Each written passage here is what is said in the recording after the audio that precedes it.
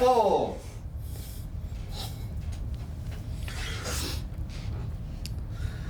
Okay, this is a quick revision of the Zoom F4, just the basic stuff to help you get through and revise the assessment that you have to do. So this beastie I'm at the moment powering with an AC plug pack via that little Hirose connector there, and we'll just turn this thing around here and unscrew the back here and feed it. So in this back little flap here, there are two SD card slots and a slide out plastic tray for 8 AA batteries if you want to run AA batteries in it. So I'm just going to stick an SD card in slot number 1, lock it down there and screw that up a little bit. Don't over tighten the screw. It doesn't need to be gorillaed. Okay, so back here on the front, we'll just power it up, holding the power button on the bottom right hand corner there, just holding it on, and it will say Zoom F4. Tell you the version number. It's telling you that there is no SD card in slot number 2 at the moment, but that's fine. We'll just record on the one card here. I'm not going to go through the huge menu functions. You can have a bit of a look in the online manual for in-depth menu functions. This is just a brief overview of the machine, how to get it up and running. Okay, so the first thing it's telling you is that it's got an empty folder, and that means that the SD card has nothing on it at all.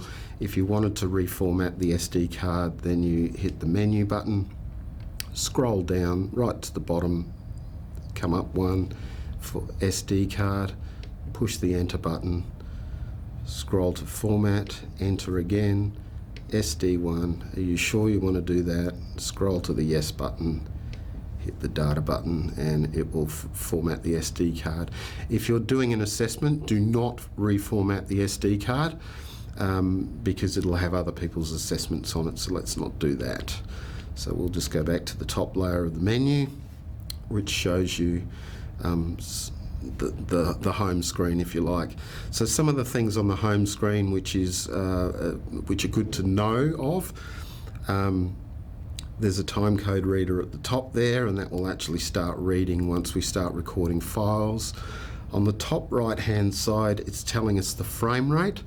So where it says INT25ND, it's telling you that the machine is set to its internal timecode generator, and it's running 25 frames per second non-drop, which is the standard that we use here on TAFE, in TAFE, and the standard for Australian television. It's telling me that the battery's full, which I wouldn't be surprised because we're running it with AC power. The bottom end of the display here is telling me that I'm going to be recording WAV files, that WAV, and 48 next to it is the sampling frequencies. So it's going to be recording polywavs. That is, it's going to stack WAV files one on top of another for as many record channels as you're going to use, and it's using a 48 kilohertz sampling rate, which is our standard for video as well. So you shouldn't have to worry too much about those things as long as you just make sure that WAV 48 and internal 25 frames on drop there. So let's plug a few things into this beastie and get some sounds happening. So the first thing I'm going to do is just to plug a shotgun microphone there. You might just need to zoom out slightly for me, Craig. Thank you. My erstwhile assistant Craig, the camera person. He's been doing this job for 20 minutes now. Okay, so I've just plugged a shotgun microphone into channel 1. Just be a little bit careful with which channels you actually plug it into. They are numbered, but they sometimes can be a little difficult to see when the machine's in its bag. So it starts from the top and goes down, which is the opposite way that you'd expect it to go if you were reading left to right, so just be a little bit tricky about that. I'm going to plug a pair of headphones in, so they go on the other side here into the 6mm output, and hands are shaking a bit there.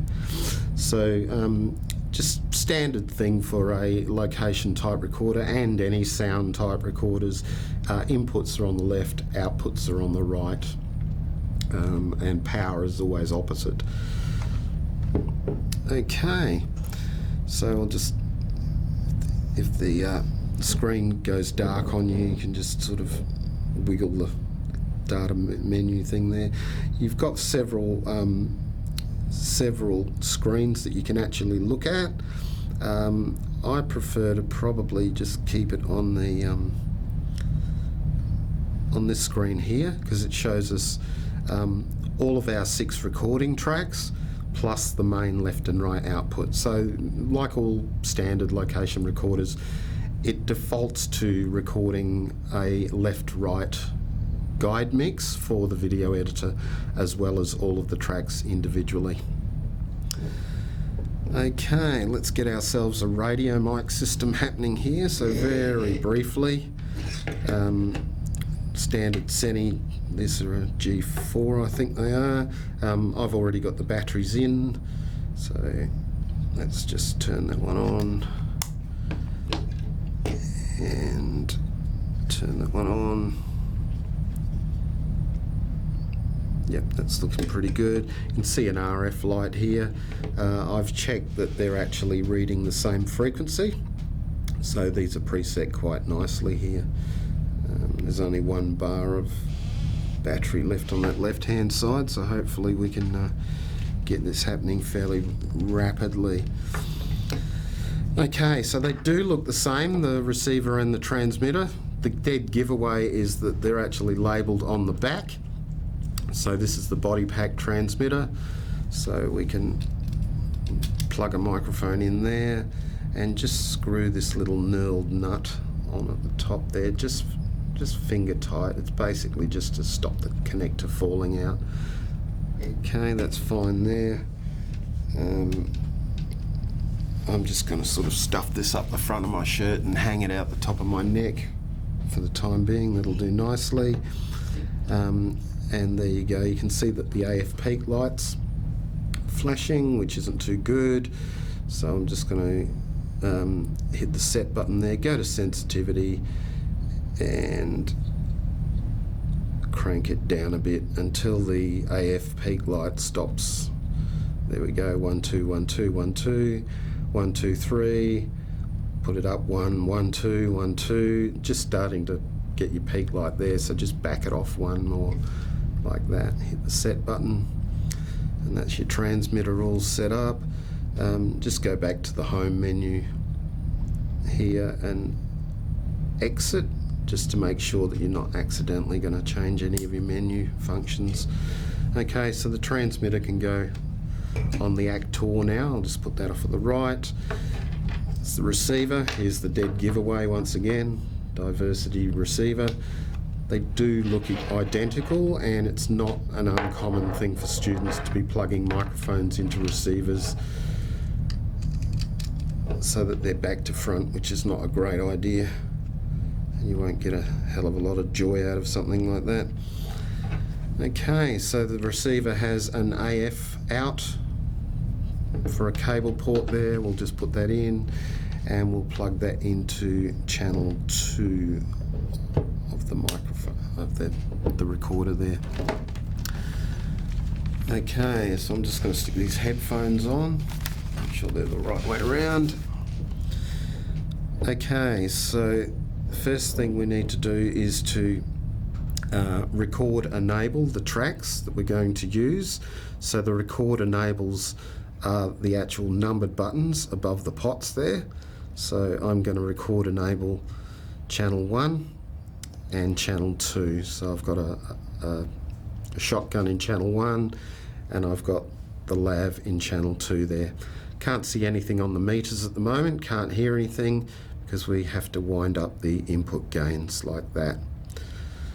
So I'll just point this roughly towards me, really, really roughly. So we want to aim for the sweet spot, which is one line back from the end line there. So the end line on the right, you'll actually be clipping, which isn't a good thing. And so we shoot for the peaks being around that third line there. So that looks pretty good to me. And we'll pull up channel 2. So there's my lav. So 1 2 1 2. I'll just talk in a normal voice. So that's about right for the lav. So just adjust my headphone volume a little bit more. This button here, so I can hear what's going on a bit better. And we can isolate the microphones, listen to them individually by pressing the little button called PFL. So PFL, pre-fade listen, actually enables you to listen to something and in isolation. Okay, so there's my shotgun. I can hear that. Don't do the 2 type stuff or bash the damn thing. It's not good for the microphone. You can just scratch it nicely. You notice when I go to the PFL button there, the home screen will change as well. It'll also be telling me where my trim's set, the fact that my pan is in the center, and it gives you a bit of a bigger reading there on the meter. So there's just my lav 1 2 1 2, so we can hear those fine. Okay, so it's basically ready to record.